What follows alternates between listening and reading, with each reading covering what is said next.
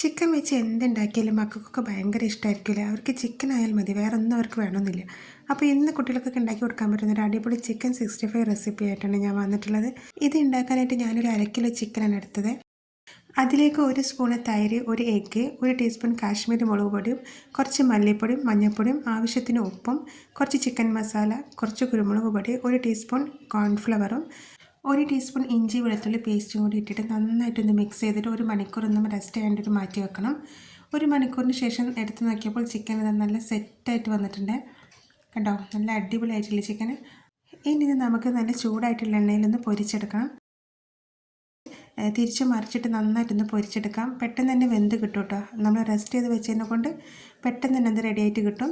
ഇനി ചിക്കനിൽ നന്നായി മുരിഞ്ഞതിന് ശേഷം ചിക്കൻ മാറ്റി സെയിം എണ്ണയിലേക്ക് കുറച്ച് വെളുത്തുള്ളി, ഒരു 3-4 പച്ചമുളക്, കുറച്ച് കറിവേപ്പില, ഒരു 2 വറ്റൽമുളക് ഇതിലും കൂടി ഒന്ന് മൂപ്പിച്ചെടുക്കണം. ഇത് നമ്മൾ ചിക്കൻ്റെ മുകളിൽ ഗാർണിഷിന് വേണ്ടിയിട്ടുള്ളതാണ്. ഇത് ചിക്കൻ്റെ മുകളിലേക്ക് ഇട്ടാൽ നമ്മൾ അടിപൊളി ടേസ്റ്റ് ആയിട്ടുള്ള ചിക്കൻ 65 റെഡി ആയിട്ടോ. നല്ല ടേസ്റ്റാണ് കേട്ടോ.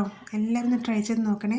പുറമേ നല്ല ക്രിസ്പിയും എന്നാൽ ഉള്ളിൽ നല്ലോണം വെന്തിട്ടുള്ള ഒരു അടിപൊളി ചിക്കൻ 65 ആണ്. അപ്പോൾ വീഡിയോ ഇഷ്ടപ്പെട്ടാൽ എല്ലാവരും ലൈക്ക് ചെയ്യുക, ഷെയർ ചെയ്യുക, സബ്സ്ക്രൈബ് ചെയ്യുക.